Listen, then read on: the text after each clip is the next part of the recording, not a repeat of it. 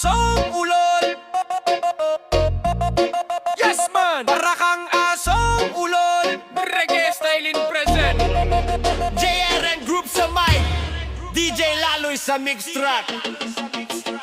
Lakad mo'y siga, akala mo'y hari. Lahat ng makita mo gusto mong mamani. Konting usapan, agad kang nagagalit. Parang apoy na walang tigil sa pag-init. Likod mo'y mabango, harap mo'y mabait. Pero sa katotohanan, puro galit ang kapalit. Walang respeto, puro yabang ang dala. Kaya mga tao sa'yo'y nagsasawa na. Para kang asong ulol, tahol ng tahol. Lahat ng madaanan mo gusto mong makon. Para kang asong ulol, walang pakundangan. Masamang ugali mo ilantad sa karamihan. Asong ulol, tahol ng tahol. Lahat ng madaanan mo gusto mong makon. Para kang asong ulol, walang pakundangan. Masamang ugali mo ilantad sa karamihan. Hoy, tigilan mo ang pagiging marahas. Dahil sa ugali mo, sarili mo ang wasak. Para kang asong ulol sa gitna ng daan. Walang kapayapaan, puro kaguluhan. Konting puna lang, agad kang sasabog. Para hulong sa langit na walang tigil sa ugong. Hindi mo makita ang mali sa sarili. Kahit buong mundo ang nagsasabi. Akala mo lakas ang pagiging mabagsik. Pero ang totoo respeto'y unti-unting napunit.